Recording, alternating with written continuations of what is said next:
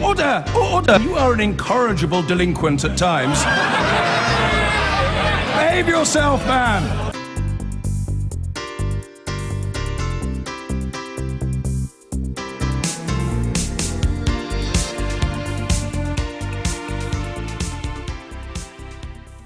The government smuggled out an awful lot of stories yesterday under the guise of the Christmas recess. Many of them make for slightly unpalatable reading.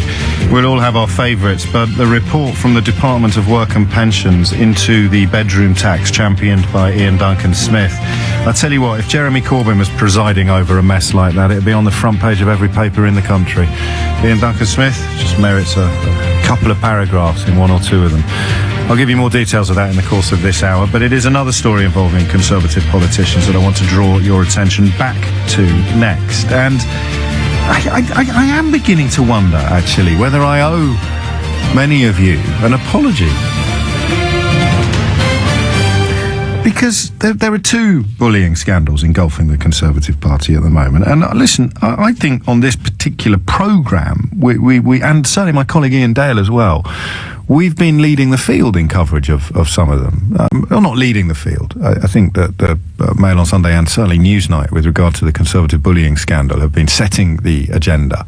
But we've been pretty close as possible to it. Ian Dale securing some interviews with regard to the allegations faced by a character called Mark Clark that I can tell you for a fact that the rest of the media were green with envy at some of the access Ian Dale secured. And the latest bullying allegations surrounding Lucy Allan MP, the Shropshire member who also, of course, remains accused of doctoring a Facebook message to make it look like a death threat, a description, a claim she continues to deny. And I took a lot of stuff on social media and texts and calls saying that this was evidence of a biased media.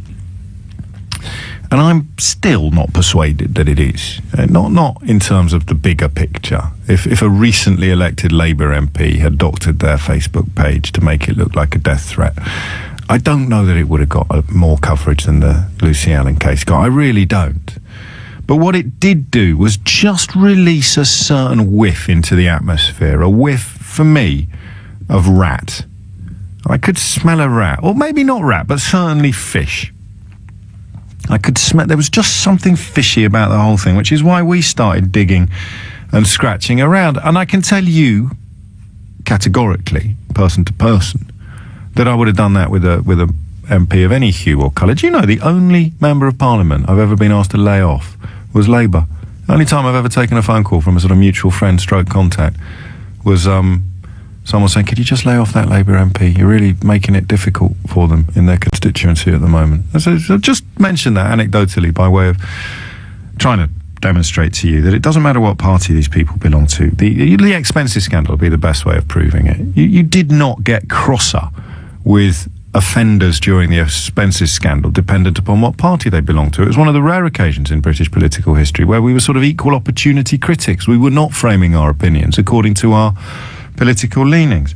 And I still don't think, although you've piled up, mostly politely, to tell me that this is proof that I'm part of the problem and that the bias is now so entrenched and endemic and the anti-Corbyn feeling so established that you can't have an open conversation. I still don't buy it.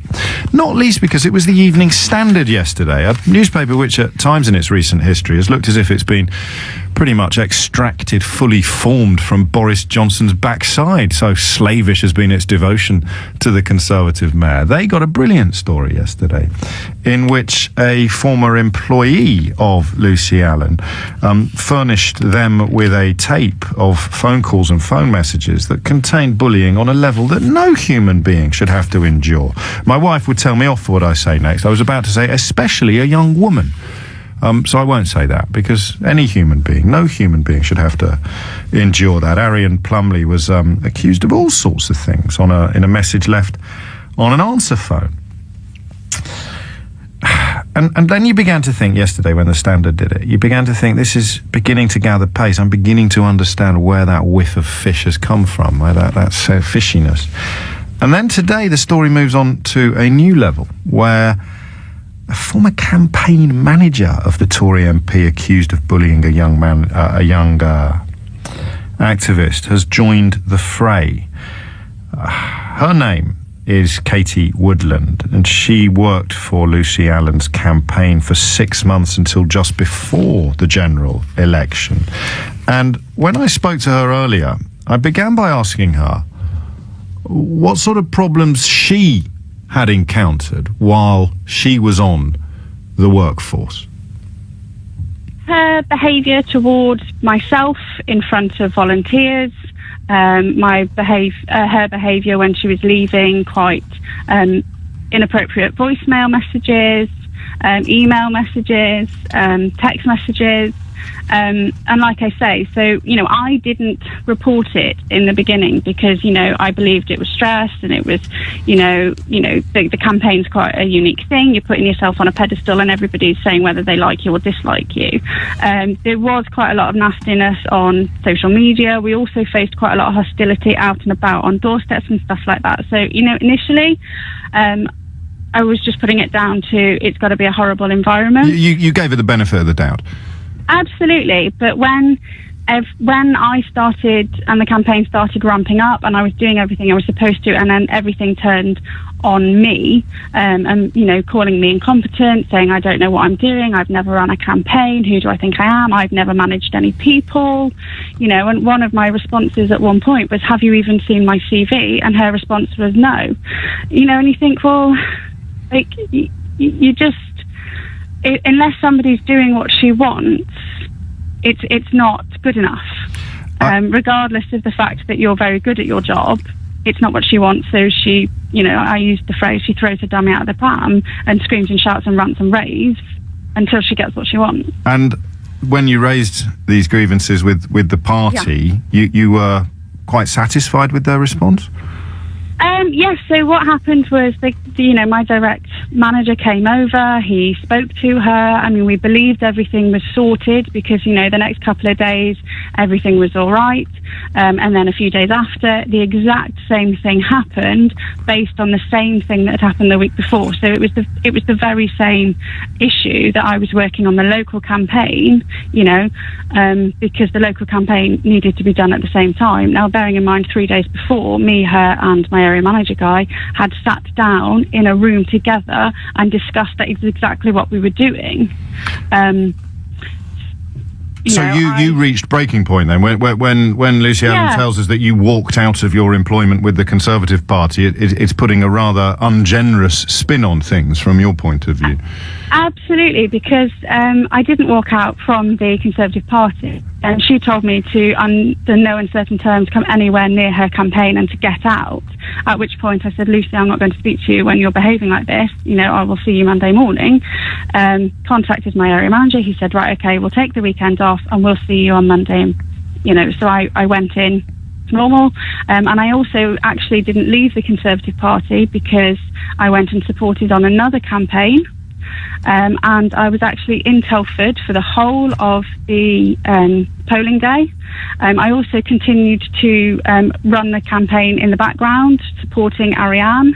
At 5 o'clock in the morning on polling day, I was in Birmingham printing literature for the Telford campaign. So, again, what she's saying, trying to, brush me under the carpet, or saying that Katie walked out, she doesn't know what she's talking about. Unfortunately, I finished with the Conservative Party at the end of my temporary contract as a campaign manager.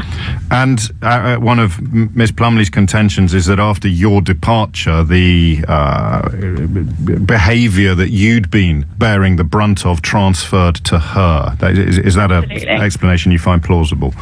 Yes, absolutely. So when Ariane told me, because we stayed in quite close contact, when Ariane told me that she was going to be campaign manager, my reaction was don't.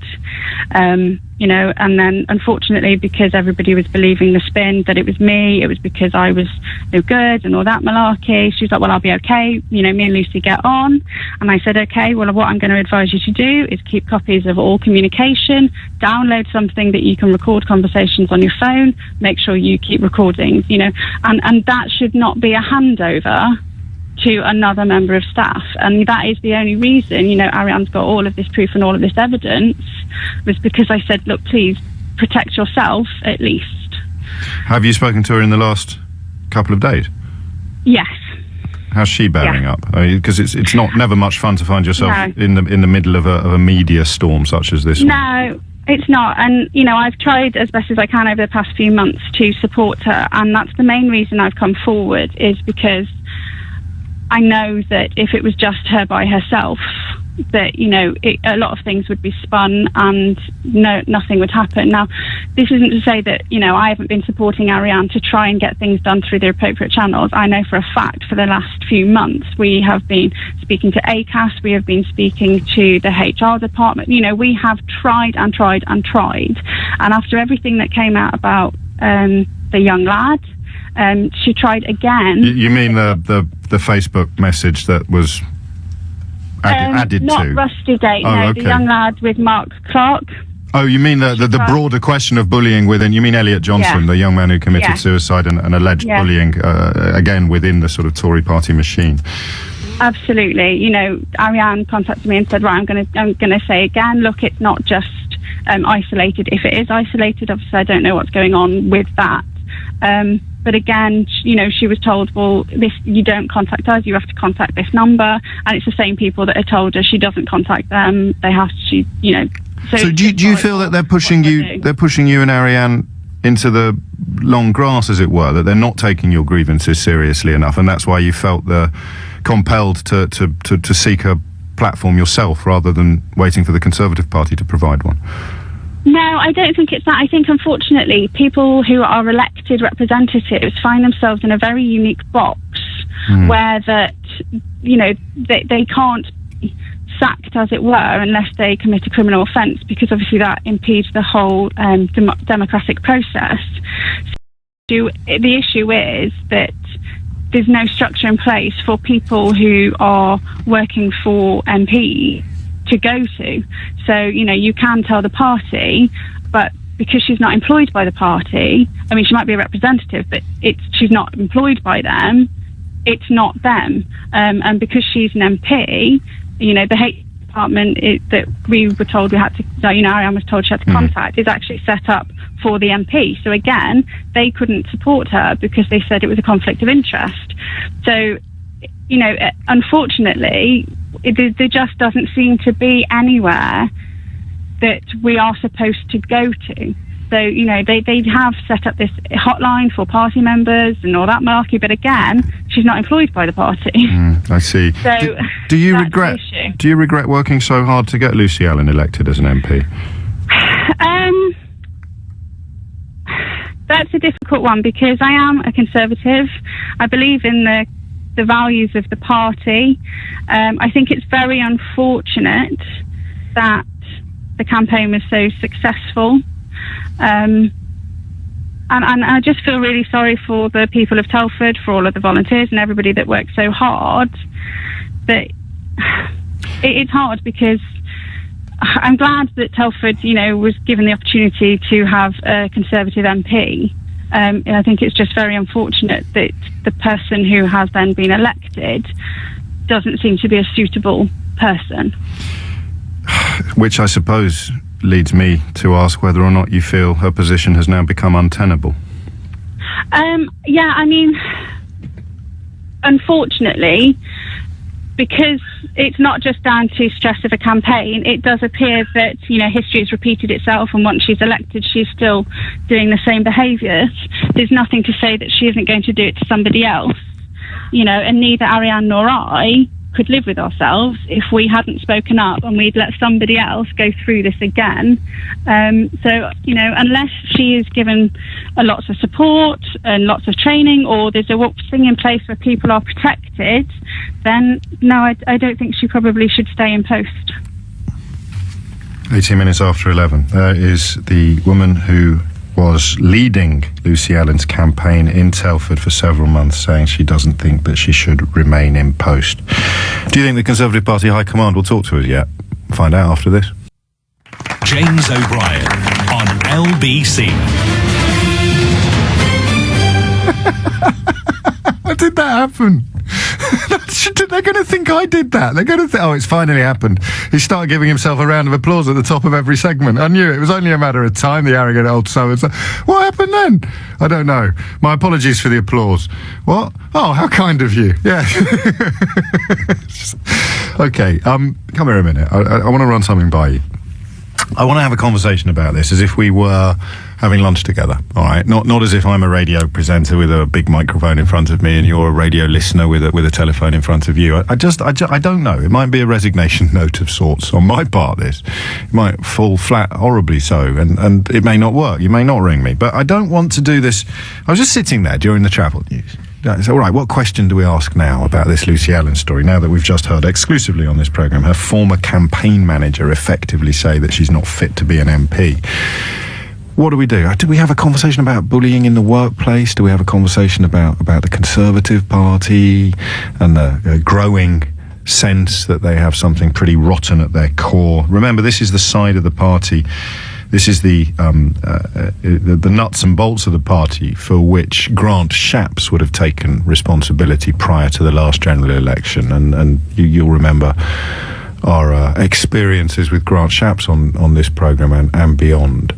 But I don't know. I want to try and do it like a conversation rather than a debate, okay? Which means the question I'm going to ask you is a little bit flaccid. It's not a sort of pa question. It's not a ring me now and, you know, rage at me or agree with it. The question I want you to tell me now, because I have a habit, I don't know if you've noticed. I've got slight Labrador tendencies. Once I sort of, you know that phrase, like a dog with a bone, I get a bit overexcited about things. It's why I end up being a bit rude to a caller like Paul in the first hour and having to apologise to him for being a bit over the top. And I don't trust my instincts when that happens. My instincts are pretty untrustworthy at the best of times. My news sense, I've told you before, is appalling. Absolutely the best day of my life. The luckiest thing that ever happened to me career-wise was landing a gig where I don't have to decide what the top story is. I just get to decide what will be most interesting to talk about. There's a huge difference between those two positions. The story that leads the bulletin and the story that would be the most interesting foundation stone for you and me to have a natter in the morning are two completely different things. It'd be amazing how few people understand that, even in a building like this. It's absolutely crucial that you only talk about the things you find most interesting. And I find this really, really interesting. It reminds me of the expenses scandal. Just this sense of an MP believing that they can behave apparently in a way that no one else would be allowed to on their watch. But I don't trust my instincts. I really don't. So the question I'm going to ask you is the one that I've suggested in the past, is the definition of a white flag for a phone-in host. But even a stopped clock is right twice a day. And I just want you to tell me how big a deal you think this story is now. So, to begin at the beginning, Lucy Allan, elected as the MP for Telford in the May general election. She beat the odds, actually. She was one of the people. Ian Dale did a comprehensive account of predictions for the general election. I don't know that he did any better than any other pundit, actually, but it was certainly comprehensive. He probably did do a bit better. And she was one of the Conservatives he predicted would lose, and she didn't. She won. And then what, about a week and a half ago? It was 2 weekends ago, was it? Or was it this? When did we start in on it? Did we start it on Monday, or did we start on it on the Monday before? Was it last week? It was last week. It was the middle of last week. It broke over the weekend, and there was stuff going around on social media about this doctored Facebook page. So she put on Facebook a story that she said, a message that had come from a constituent. It was in quotes, and she was complaining about the sort of abuse. See what I mean? About one rule for them, another rule for everybody else. But anyway, she was complaining about the abuse that she received from constituents, and she gave an example of it, which was from a fictional. It was a pseudonymous. It was from a false name called Rusty Shackleton. It's a reference to an American cartoon series. And at the end of it, the original message ended, and then there is no hope. If you can't see this, or something like that, if you can't see this, then there is no hope. And she posted it on Facebook, but after those words, then there is no hope, she added the words, unless you die, which made it look like a death threat. Unfortunately for her, the bloke who'd sent the original message saw her Facebook page, recognised what she'd done, and posted the original of what he'd written, which said, then there is no hope. There's no mention of unless you die. Her response, and it's quite hard to understand this, but I think her response was, no. I got separate Facebook messages, which I combined together just as a sort of exercise in collating and collecting. And I mean, I don't think anyone's pinned her down on this particular point, but presumably her point would be it was a complete coincidence that it ended up making sense and looking like a death threat. Then there is no hope. Unless you die. Absolute coincidence that sticking those 3 words on the end of the other ones would make it actually look like someone was wishing death upon her. But that is what she did. And her argument, her claim, her defence was that she did it for reasons I've just explained to you. And that stank to high heaven. So we started sniffing around a bit on this, and I began to wonder whether she had actually received that second email at all that contained the death threat that she had transposed onto the message that patently didn't. And she responded by sending us the tape of a toxic message that did contain threats of death left on the answer phone message in the constituency office. And it's to the constituency offices that the story turns next, because that is where a young activist called Allan Plumley worked for Lucy Allan. And it is messages left on her answer phone that moved the story on today. I have to say your conduct is very odd indeed. That just not turning up day after day without even speaking to me. I think you must have known. You can't possibly have assumed that was reasonable conduct. But yeah, go on, call me today. Let's see if you can manage that, okay? Because we are going to have this conversation. And I'm really angry that you've left me in the lurch without bothering to pick up the phone. You've been nauseous day after day. I don't know if this is some sort of alcohol problem or whatever it is, but it's not a very good excuse, because actually it was a cough that went nauseous.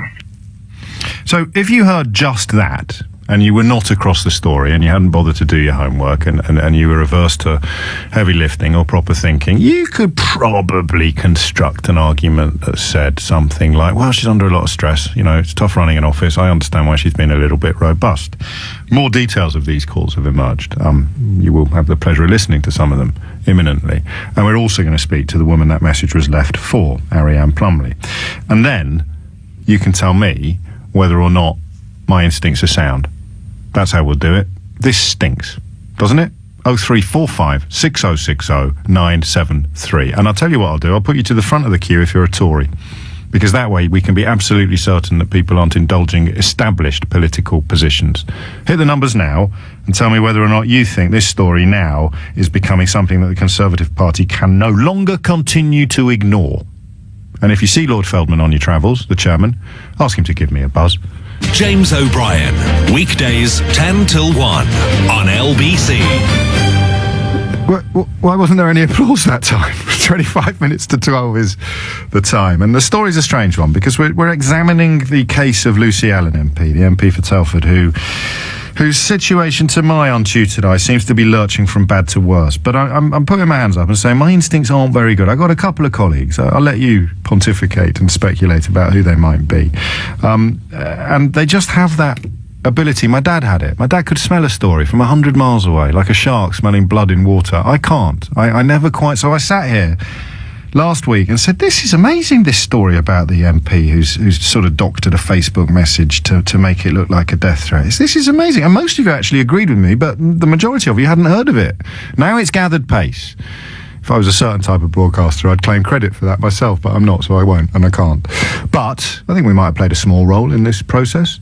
And now the story's moved on, and she has been accused of bullying by her own former campaign manager, who has told this programme she doesn't really think she should be the MP. She regrets the fact. She's delighted the Conservatives won, but she regrets the fact that it was that Conservative that ended up in Parliament. The former campaign manager. And a young activist who worked in the office also complaining of being bullied. All these allegations Lucy Allan denies.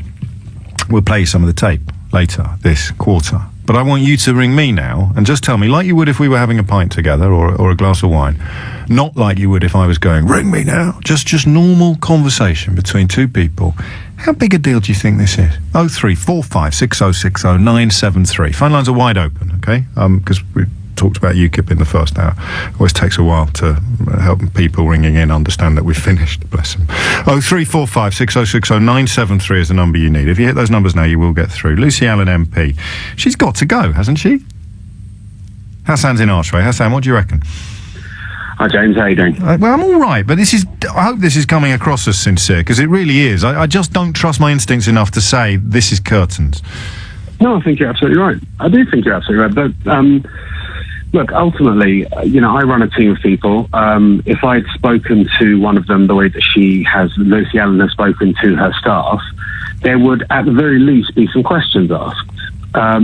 Let's say, for instance, someone else. Let's just theoretically say that Miss Plumley did have an alcohol problem, theoretically. Yes.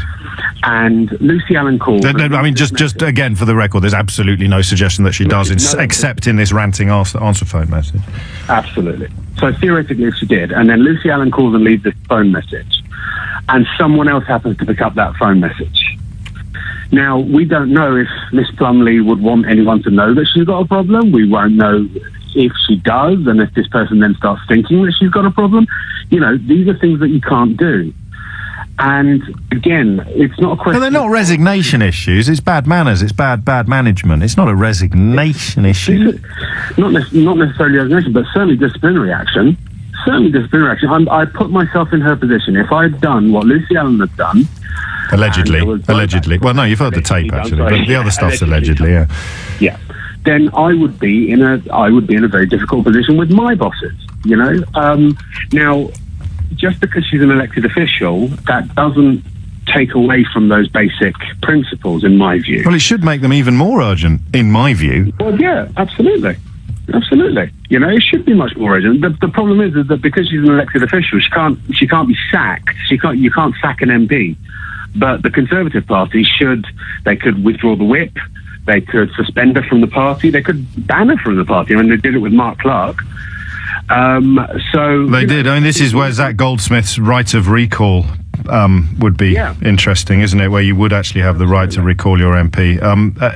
Okay, the point for me where I even misunderstood the point that Katie was making, actually, when she made it. I thought she was referring to the Facebook post, but she was referring back to the alleged bullying of Elliot Johnson, the 21-year-old activist who took his own life after alleging that he had been bullied by the chap you mentioned.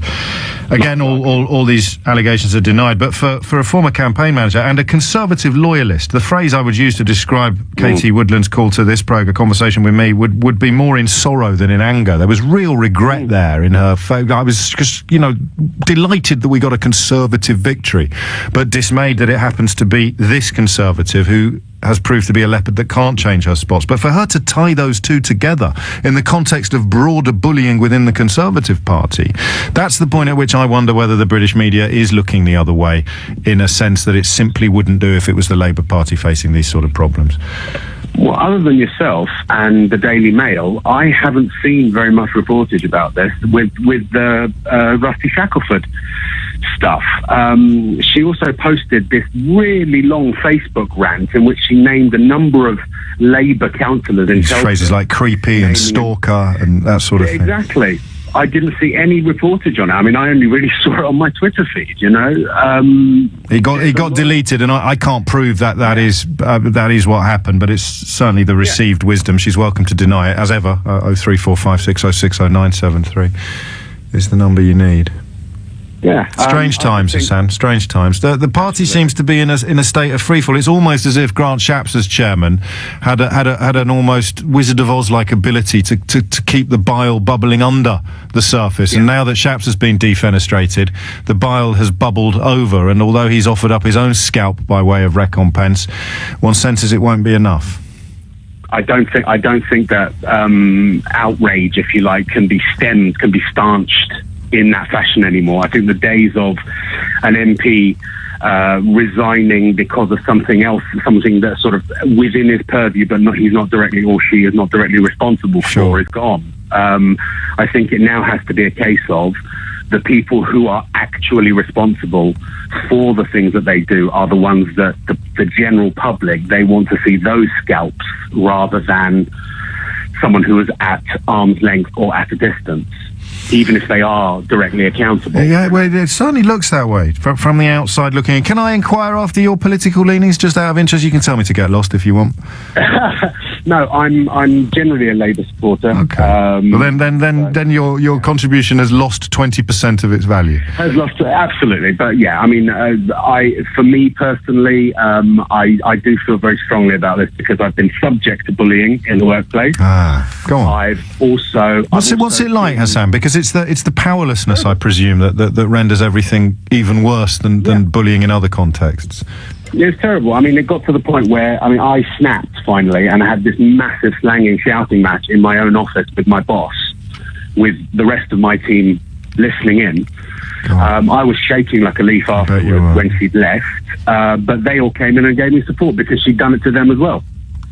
So in a way, I felt bad that I'd been treated this way, but at the same time, and bad that they'd been treated this way, but vindicated that I wasn't alone. I felt some support, whether or not these Tory staffers feel that. I think. Well, that's what's so interesting again about what Katie Woodland told us, that she advised Ariane Plumley to keep a record, to keep recordings, to keep notes of all of these encounters. And from Katie Woodland's account, Miss Plumley did so, but she still took the job because she thought that Ms. Allan had effectively seen the error of her ways, her allegedly bullying ways. But don't take my word for it. We'll talk to Ariane Plumley after the 11:45 travel news. Before that, we'll talk to Caroline, who's in Lynchford. Caroline, what do you think of all this? Hello. Hi. Politics apart, Yes. don't you think the behaviour is just really unprofessional in terms of the way you're treating a member of staff who's off sick? Hell yes. If she's been signed off sick and you're ringing her at home, she's got a doctor's note, that's outrageous. Any decent Emma says, if they had an HR department, they'd be hauling her all over the coals right now. Absolutely, yeah. And so why should politicians be any different from any other aspect of business? Also the crazy social media by Lucy Allan as well, that's less than professional. So on that subject alone, I think she's in hot water. How hot? Sorry, you just turned me into Alan Partridge, didn't you? Is it a shower or is it a bath, Caroline? Is it a Turkish bath or is it a sauna? I think it's a big sauna. So with a boiling pool of lava in the middle or something. She, in any other business, she'd be fired basically for that behaviour. If the allegations turn out to be true, you can't really deny anything that's contained upon a recording, but some of the other allegations floating around at the moment do remain allegations. They really do. Thank you, Caroline. So it's a fairly broad consensus. Actually, it's unanimous at the moment. This is a big deal, and it's probably a resignation issue. More of your thoughts to come on 0345 6060 973, and we'll talk to Ariane, who, of course, elevated this story to a whole new level yesterday when recordings and transcripts of these remarkable exchanges and answer phone messages left by a woman in her early 50s, who is currently a sitting MP, came to light. Those of us who sit on the sidelines throwing rotten tomatoes don't really understand the levels of passion sometimes that political activists bring to their work. I thought it really came across earlier in the conversation with Lucy Allan's former campaign manager, Katie Woodland, that it was with great regret that she was going public with these allegations and accusations of bullying, because it feels, I imagine, disloyal to do it. But everybody has a breaking point. Everybody has a point at which they feel the truth must out, which makes it all the stranger, in my humble opinion, that the Conservative Party have just told us they have no comment to make about the allegations being made against their MP, Lucy Allan. It's a process that began yesterday, the bullying allegations, as opposed to the Facebook death threat, when a young woman called Ariane Plumley, a former employee of Lucy Allan, a Conservative activist, went public with some recordings in which the Member of Parliament for Telford appeared to be, shall we say, somewhat less than measured. Ariane joins me on the line now, and I'll begin, if I may, Ariane, by asking you, in your own words, why you took the decision to put your head above the parapet in this way. Okay, it wasn't an easy decision for me to make at all. I got approached by the Evening Standard, and I told them initially that I wasn't going to come public. I contacted the Conservative Party to inform them of everything that had happened with Lucy, and inform them that the papers had contacted me, and that I'd rather resolve this privately with the party. As a Conservative, that is what I wanted. I didn't want to ever go to press or it to be a big story. But unfortunately, their response just wasn't adequate. They just basically told me to go to a group called Health Assure, who help MP staff in Parliament. But I called them back in September when this was all going on, and they just told me it was a conflict of interest and they couldn't help me, which I found shocking as a group that is made and put together to support MP staff, and that they couldn't help me because they were being paid to represent the member and not their staff. So that was what led me to... So just to clarify, the technicality, as it were, is that you were employed by the constituency party rather than the Member of Parliament herself, and that's why that organisation couldn't help you? Yes. No, fine. I just want to be clear. It doesn't dilute anything that you're telling us. And so, having failed to find any form of satisfaction there, newspapers clearly had become aware that you had a grievance, and at some point yesterday you decided to tell it to them.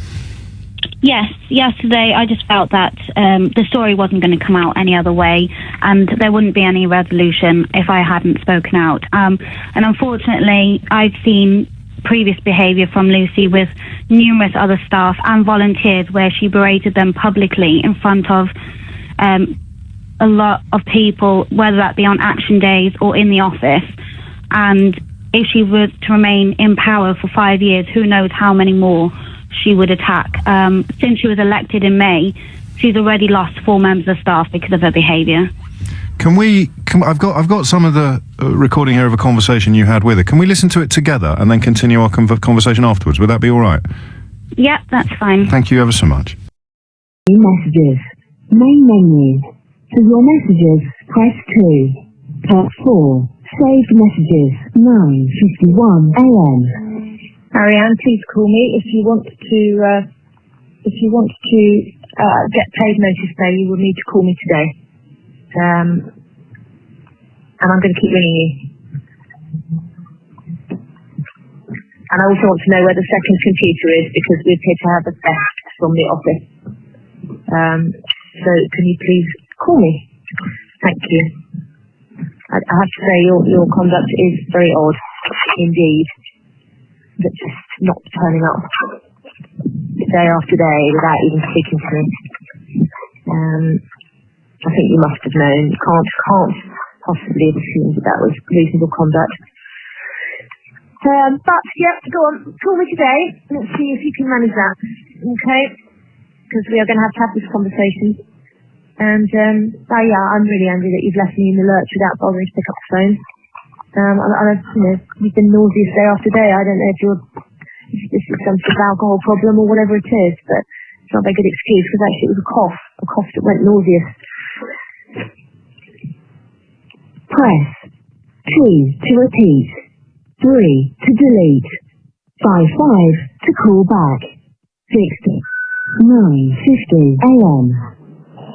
Ariane, not speaking to me has ensured that not only is my morning messed up again like yesterday, but a number of residents who were expecting to come to surgery. Now, your actions are grossly irresponsible. It takes nothing to pick up a call and say, I'm not coming in to work today. So you are on a written warning, a misconduct written warning.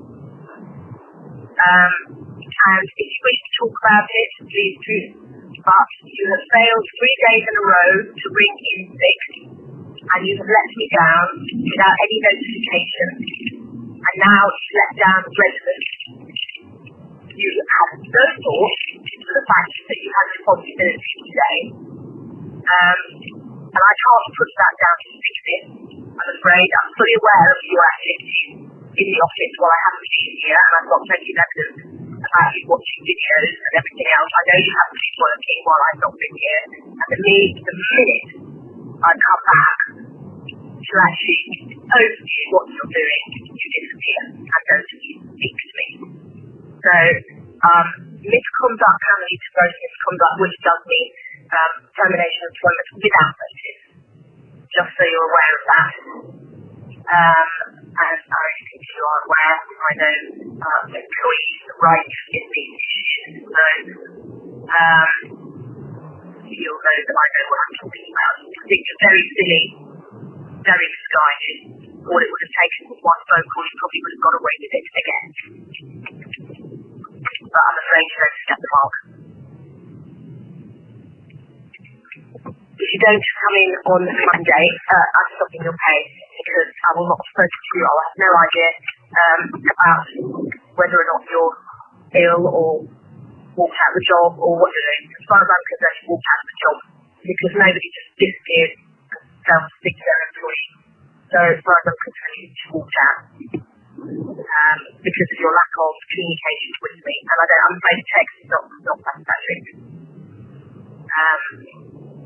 You could quite easily have another job for all I know. And the idea that you haven't got any signal up from some text is not really true either. So there's been quite a bit of lying going on. I know about it. And I'm very disappointed for you because you had a great opportunity and you chose not to pursue the situation, but that's your choice. And we can move on. So, yes, thanks for not calling. Thanks for leaving a bit of good side in a mess. And do hope you get better soon.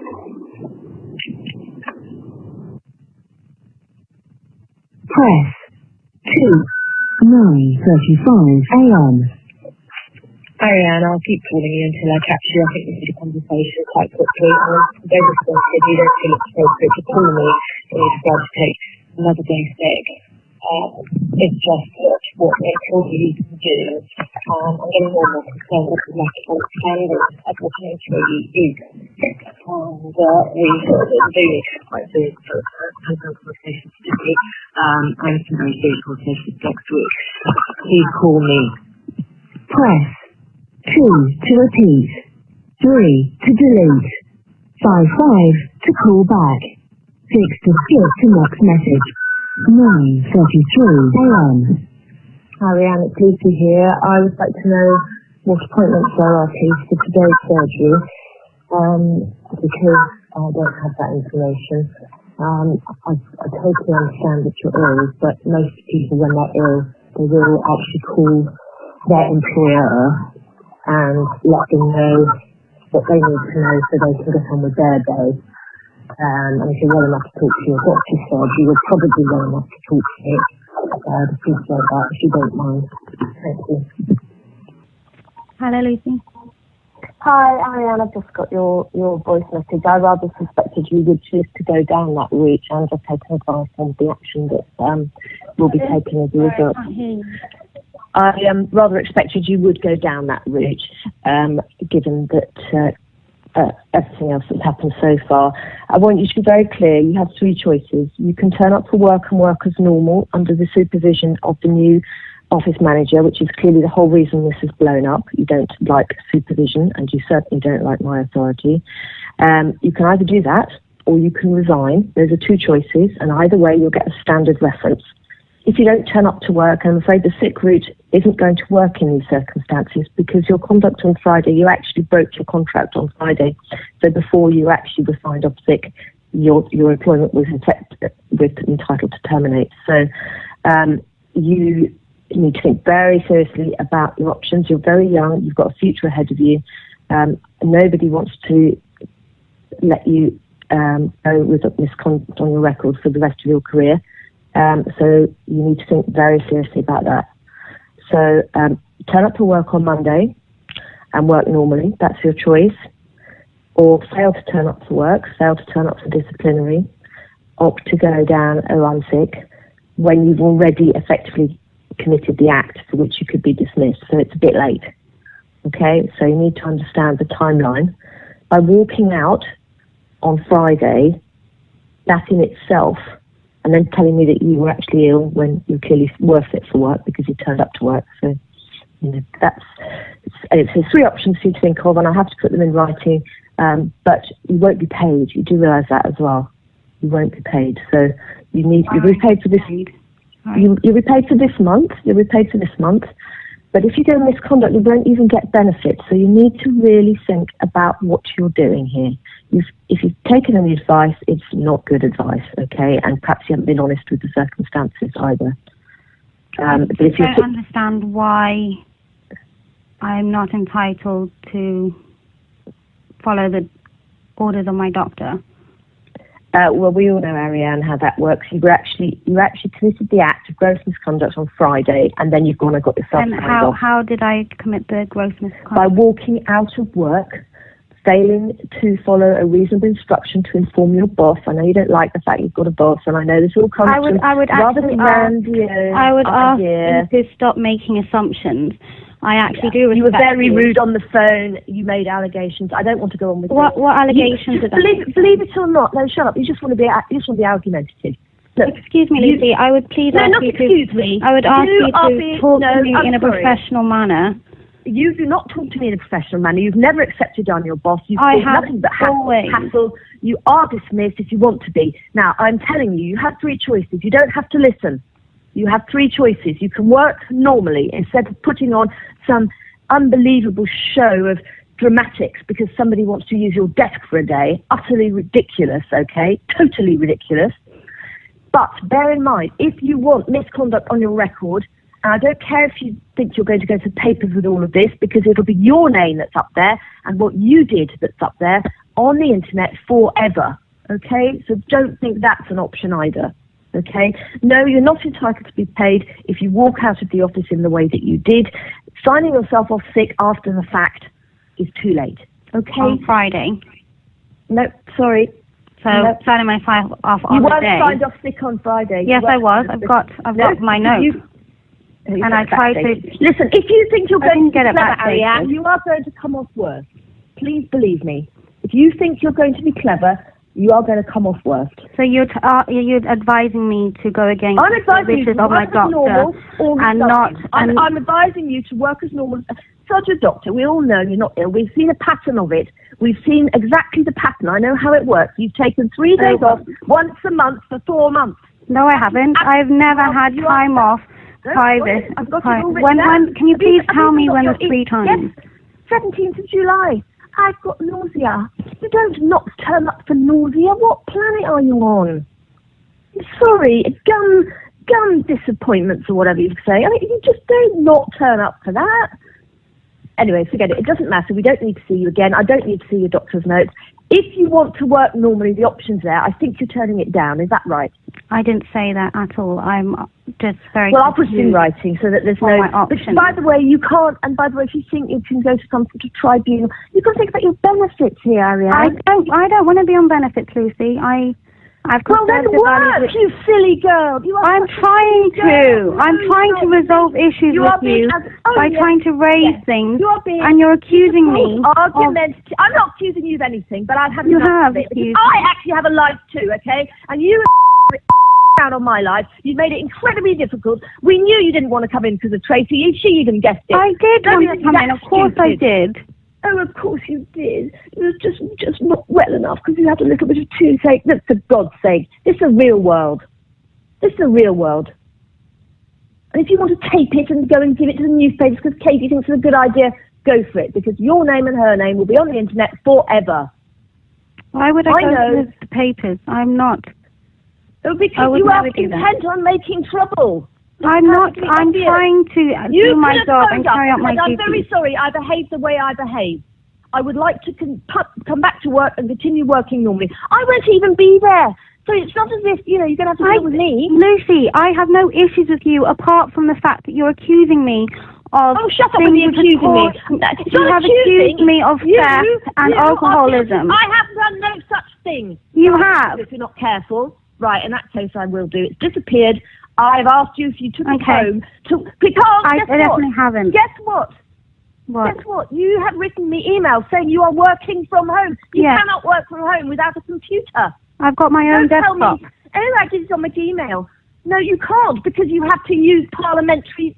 You can't have it on your desktop. I have. I didn't You realise there shouldn't was have. any rule Well, against we'll have to go and disable all your accounts. You have no idea how you are behaving and how difficult you're going to make your own life.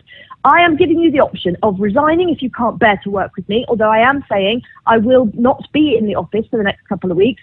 Your contract's ending anyway, so it's not as if you've I don't got want to anything win. resign. I would like us to be able to work together and find a mutual No, understanding. you have to recognise I am the boss, and you very Just happy like 80. for you No, to. you I'm very. I misunderstood always have been. No, you've never I have always seen you as my superior and my boss. Shush, for a minute. Since I became the MP, I am the boss. Now, you may have thought You were my boss the way the before that campaign as well. managers, the way the No, I campaign didn't. managers conducted themselves was a role model for you. They had a problem because CCHQ happened to also be their boss, as did the association officers. You do not have that problem. I am your boss. You do not talk to your boss the way you talk to me. You do not let your boss down and say, I'm too busy to speak to you because I'm waiting in a queue at the doctor's. And let me go into a surgery, the whole other people, I don't know who they are. And all because you didn't like where your computer was for 16 days. That's not just childish. That is insubordination. That is a dismissible offence. I will stop your pay because I can see you're going to go on being ill forever, and we can't have government money being wasted in a situation where if you're not going to stop my pay for me getting your pay that I left the office. Your pay for the end of the month is paid. You just said you're going to stop my pay. Yes, but thereafter, if you're going to take 4 weeks off leave now and another 4 weeks until the end of your contract, we will stop it. Because I never ever said I was going to take 4 weeks and then 4 weeks. I never said that. You just rang I up. said I was coming in because you've got. I said I've got to next take week. pay and please call me back so we can discuss it further. And I said I've been deemed by the doctors unfit to work. Yes, unfit to work, which is the first time you bothered to use that word. Yes, unfit to work. I'm assuming you mean from next week and next week and next week and next week. I've seen this before. From me? Somebody doesn't want to do a disciplinary. You don't want to attend a disciplinary. No, I would They get have. signed I off. said I would still attend my disciplinary. I don't see why I wouldn't. But you're not unfit to work if you're capable of attending a disciplinary. I've already been told that I could attend a disciplinary if I was unfit to work. So I asked that question as well.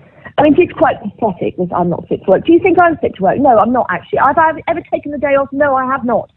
Neither has Ben, and how dare you start making his last week as awful as you have. I have not. Yeah, I'm sorry, Allan. You've had the opportunity. I've written out all the notes for the disciplinary, which are perfectly coherent, and I can send them to you if you want to, because I don't want any silly. It ends by saying you have 3 options. You may continue to work normally till the end of your contract, at which point you will get a reference. If you can't bear to do that, you can resign. What you cannot do is decide to sign yourself off sick for 2 months. Okay? Because that's not. I never said 2 months. It's 4 weeks. Do you see? Right, I'm not paying you for that though. It's ridiculous. It's absolutely ridiculous. Who do you think you are? You're in a temporary contract. You're not protected by the law. I didn't say I was protected. Service. I didn't say I was What are you protected playing by at? the law at all. I never even thought about law. If you sign yourself off sick for 4 months, the only option will be to dismiss you. For how many? Now you need to. If you sign yourself off for 4 weeks, when you have no idea how you're going to feel tomorrow. We know you. You have no idea how you're going to feel tomorrow. So anyway, you've gone to doctor. Okay, I actually suffer from depression prior to this. And Well, I non-disclosed illness. Oh, non-disclosed illness. Sorry, it doesn't work. You've already been dismissed as a Friday. Sorry, that is what you want to do. I've not said anything. I've just told you I've been deemed unfit. You come to work and work normally, and I will not be present. Okay?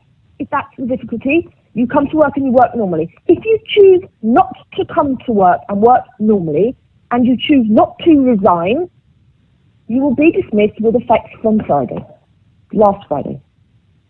Because what you did was gross misconduct. And I can make a very good case for that. Now, it's your choice. I do not want to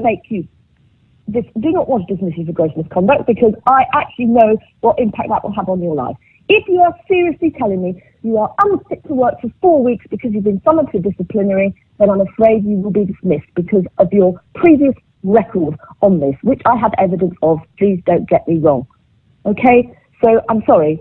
That is it. And I don't accept that you are capable of saying that you are unwell for the next 4 weeks. We know exactly what your little tricks and games are, and there'll be another 4 weeks and you'll expect to get paid. I've never ever said that, ever. I've never even implied that it'd be another 4 weeks, ever. The obvious outcome. I'm not going to continue this conversation. I've got someone at the door. I will give you until Monday morning to decide whether you wish to attend work. If you do not attend work on Monday and work as normal, then we will accept the fact that you are not returning to work, and therefore we can't pay you, and therefore, unless you resign, you will be dismissed. But if you resign, you will get a reference. If you are dismissed and I'm asked for a reference, I will have to say it's because you were dismissed. So please think about that. You brought this on yourself. You made the choice. You have the option to come back to work on Monday and work normally. If you choose not to, that is a dismissible offence. Okay, goodbye. Ariane Plumley is still with me. That was a member of Parliament by the name of Lucy Allan talking to her. How do you feel now listening back to that? Oh, every time I hear any recordings or anything, it raises my anxiety levels. It takes me straight back to that moment and how helpless I felt. It was just terrible time for me. It was awful. She accused you of having a drink problem as well, or suggested that might be the case. It's an odd accusation to level at you. Yeah, I found that really confusing and disturbing because she knows that I don't even drink anymore, or when I do, it's very occasionally and it's a glass of wine. You know, I don't even like the feeling of being drunk or the day after, and that's why I decided to stop. And she knows that because we used to talk about it in the office back in January, February time. And we used to talk about it, and Katie at the time, who was the campaign manager, me and her had a long conversation about it because she had recently decided that she didn't want to drink at all either. So I was really, really confused as why she would accuse me of alcoholism, because that's absolutely not true. What do you think should happen next, Ariane? I think she should resign. I don't think she's representing Telford people the way that we want to be represented.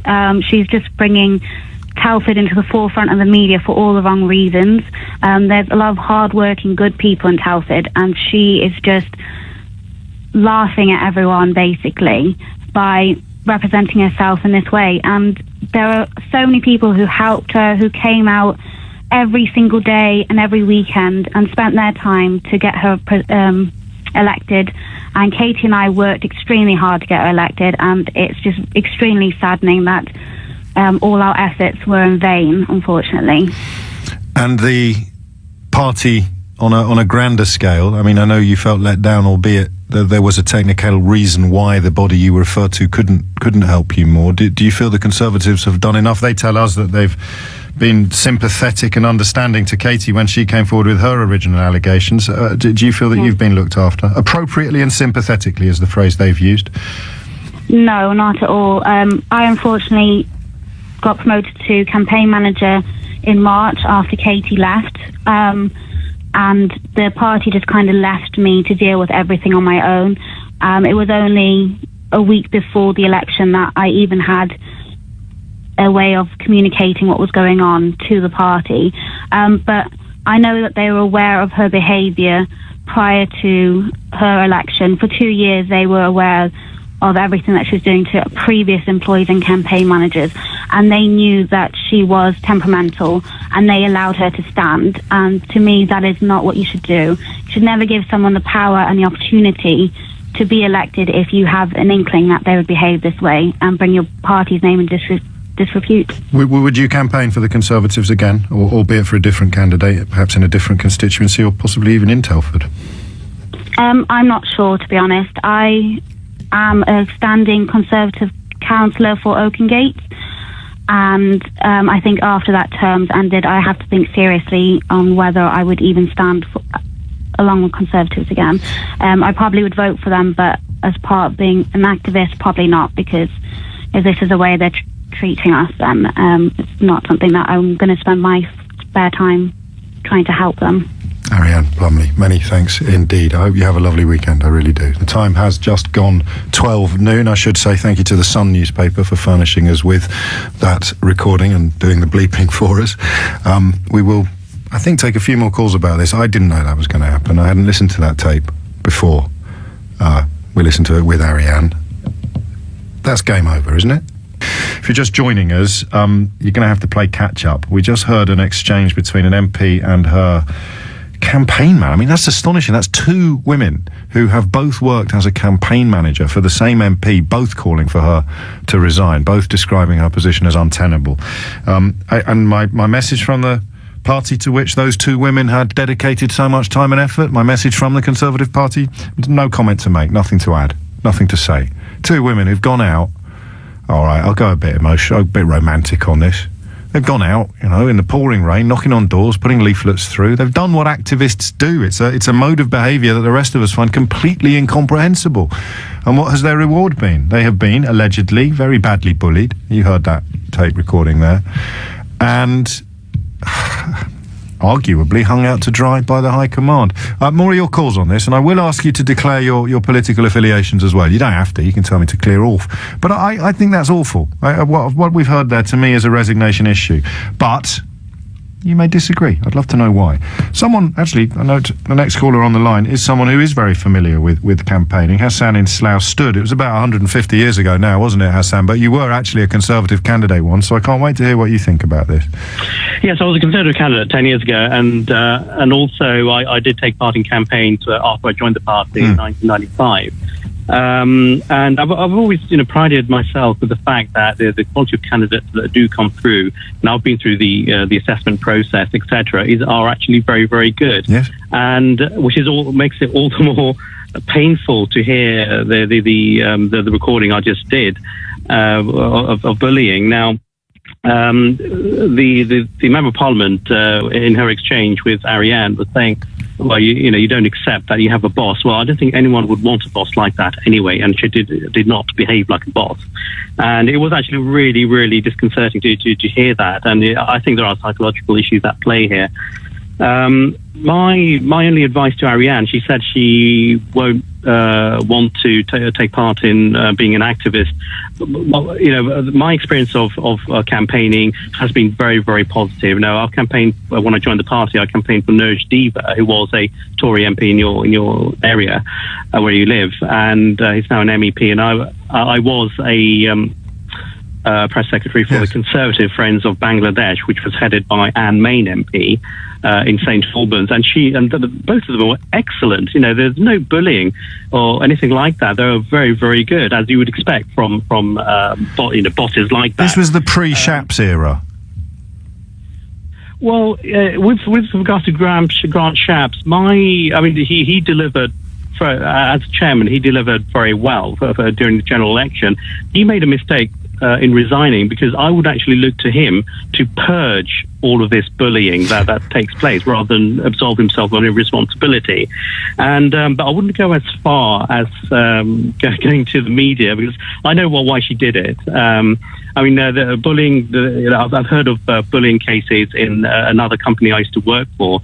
Again, that I hit the roof when I heard that, because they go completely against the principles of that company. Yes. But you try to contain that and deal with this privately, rather than go to the press. Well, it's too late for that. The lid is off. So what? How would you read Lucy Allen's position this afternoon? Oh, it's bad. How bad? How bad is it? The word that I keep using, because I've heard the grown-ups use it, is untenable. Yeah, I think I could agree with that, because as I was listening to that recording, I thought, what planet am I on? Who is this? And how did she actually become a Member of Parliament? And I suppose one of the questions I wanted to ask Ariane was, if she knew that her personality was like that, why did she actually campaign for her, knowing that she would not... the other campaign manager who has described Lucy Allen's position as untenable told us earlier, I don't know if you missed it, Hassan, I need a note off your mum if you weren't listening at the top of the show today, that they... the complaints were dealt with, so the area manager came to visit, and they all sat down and had a chat, and Ariane was persuaded, and Katie was persuaded as well, Katie Woodland, were both persuaded that it was a heat of the moment, caught up in the campaign. Once the election was out of the way, everything would calm down. Okay. Well, but I understand what she did, and why she did it. Heavy heart, Hassan, but she's got to go. Yeah, heavy heart Hassan, she's got to go. And as just a final thought for Ariane is that I think she will agree with me that this is not reflective of the Conservative Party. And I'm sure all parties as well. You'd expect them to have good candidates that behave well. And it's very similar to being part of the Muslim community. There are some extremists, there are some nutcases that would blacken the name of the Muslim community, but they are very, very few, and it's down to us to actually purge all of this. Okay, it's a valid point, an interesting analogy that you draw. Elliot Johnson's father has already gone on the record with a very different point of view. Ray Johnson, of course, lost his son to suicide as a result, it was alleged, of bullying within the Conservative Party, and he's accused the High Command of really not being interested in getting to the bottom of this or undertaking anything close to what you call a purge. I think arrest should be made. With regards to that suicide, arrest should be made. Hassan, thank you very much for your honesty, as well as for your articulacy. 12 minutes after 12 is the time. Matt's in Reading. Matt, what do you think? Hi, James. I was just listening with interest there to your previous call. Yes. And I didn't object to most of what he said, apart from one thing, which was that he was clearly intimating that he didn't feel that she'd done the right thing by going to the media with this. To be fair to Hassan, and I would have typified that slightly differently, Matt, and say that he wishes it could have been dealt with differently, rather than actually retrospectively criticising her for this. I see it as a straw that broke the camel's back, and he's not suggesting that she shouldn't have gone to the media in the circumstances that she did. He's simply, I thought he was expressing a desire that it had been dealt with without that becoming necessary. But maybe we heard different things. I'm interested in what you think, anyway. Well, I work for myself, and if I'd had a boss, if I ever spoke to myself like that, there'd be trouble by tea time. Absolutely, yeah. Seriously, I mean, I heard both. I heard a bit of the first recording and then all of the second one.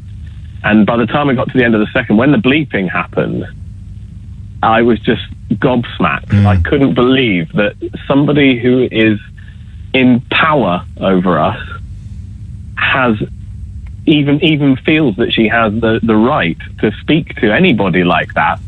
You know, I think that the girl is it Ariana. Yes. I think she has, in fact, yes, she's gone to the media, but I think she's exercised great restraint. In fact, if it had been me, I think I'd probably be in a lot of trouble by now, because if anybody ever spoke to me like that, they'd probably have to have a slap. Well, I obviously would never endorse that sort of behaviour, but I hear your point, and your point is powerful because, of course, it speaks of the conflict of loyalty. The loyalty to the party was clear from both of our guests and contributors today, both of the former campaign managers that have said Lucy Allen's position is unsustainable, untenable. Both did so with, I sensed, and I'm not easily fooled, great reluctance, because they realise the damage it will do to the party that they remain devoted to. Absolutely. I'm just speechless. Back to workplace bullying first, though, and Samantha in Kingston has rung in about that. Samantha, what would you like to say? Well, I think, bullying, just talk about bullying itself, it's been going on many years. Oh, it's been going on forever, I think. Yeah, I mean, we're talking over 50 years. But I do think there's so many people living in silence. They're so scared to say anything to their bosses. They're actually so scared, because if you say you're a bully, they start trouble, and they're not on your side. Even if you say you're bullying, if you say you're bullying me, they're not on your side at all. So you don't have no rights.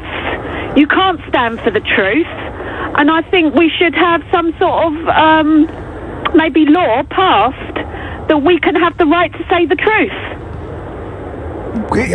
It's almost like mandate. It's almost like having to report things that have gone wrong, even if you can't pluck up the courage to do it yourself. A colleague should have a responsibility sometimes. But we can't say the truth. If we say the truth, we're still in the wrong. So there's no fairness.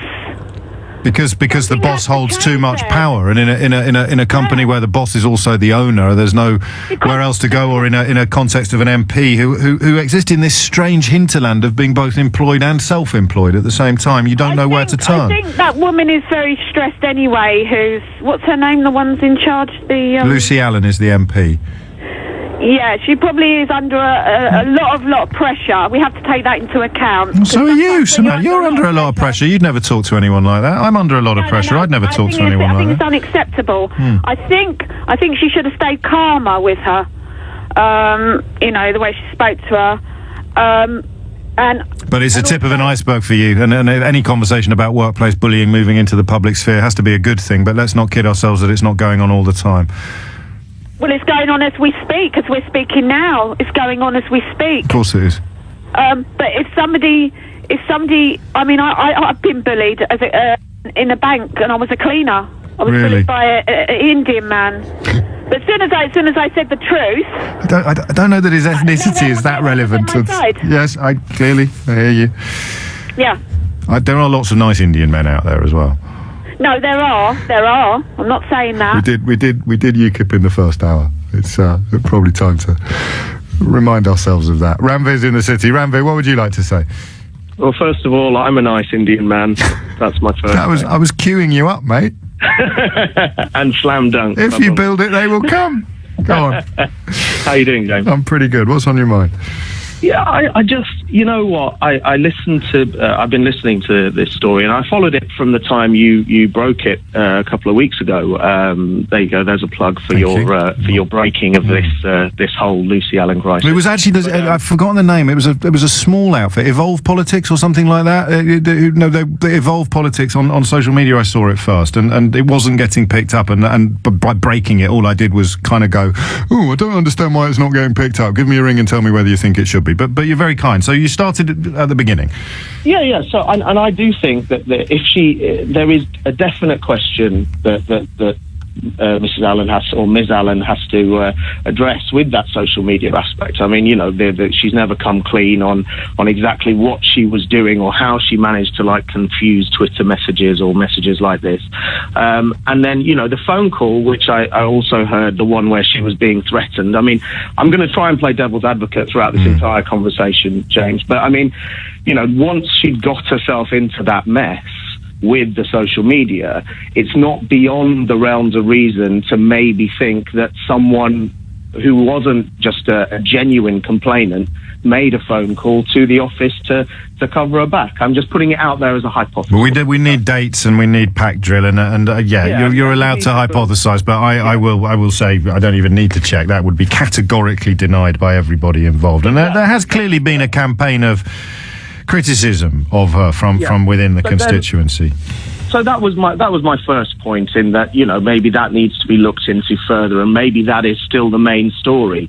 But I think with the two people that the two ladies you've had on today who worked for the MP, again, playing devil's advocate, I listened to the first call that was recorded with Lucy Allan, and I was kind of a bit, it's not the nicest call in the world. I run my own business. Yes. I wouldn't make that call now, having run one for 10 years, but I can imagine there was a time when I might have done something similar, because, when you've got few staff and then people don't turn up. We've all had bad days, and we've all suffered from shortness of fuse, but not to say if you take me on, you will suffer. Or whatever the exact words were. The second phone call. The second call, I think that was way beyond the realms of reason. I mean, she was, on the face of it, a very unprofessional call for any sort of manager or to have with their employee, and quite rude and nasty. And I didn't agree with that at all. And I have to say that. But then the only thing I would then add is that, I do think in a way that she was being teed up for that call as well by her campaign staff, or I forget, was it Ariana who?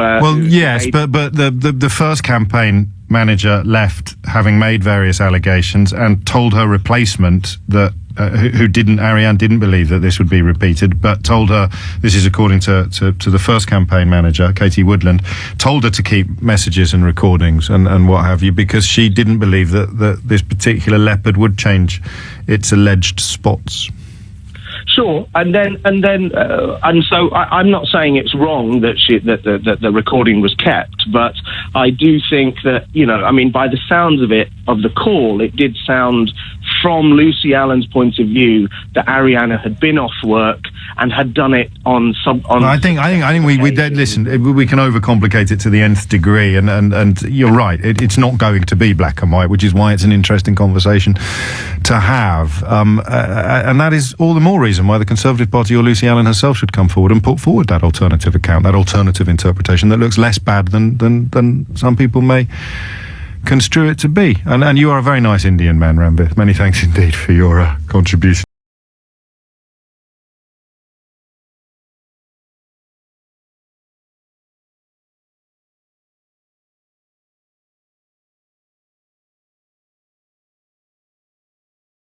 And now we move to this new Tory MP for Telford, Lucy Allen, who apparently manufactured a death threat, I think it was, on Twitter. Yes, well, she said she conflated two emails. Right, which made it look like she'd had... Does sound pretty weird, all that stuff, if she wants doesn't to see death threats, she should look at my Twitter line. Anyway, she wouldn't have to manufacture them. And now there's a bullying story that she's...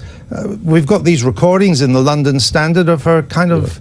leaving bizarre messages. I mean, I think that allegation is interesting because I think the Conservative Party has taken it particularly seriously because of the other allegation that's taking place. It is also the case, by the way, what you said about social media is true. I think that the whole question of bullying on social media will become, which has already become a story this year, become even bigger, and how you deal with that will become... But she seems she's now bullying on the old-fashioned voicemail. It sounds like that. I mean, it certainly sounds like a pretty serious and important issue to investigate, yes. Well, we tried to contact Lucy Allen this morning. But we couldn't get a hold of her. If she'd like to give her side of the story on this programme in January, we, of course, would be very accommodating.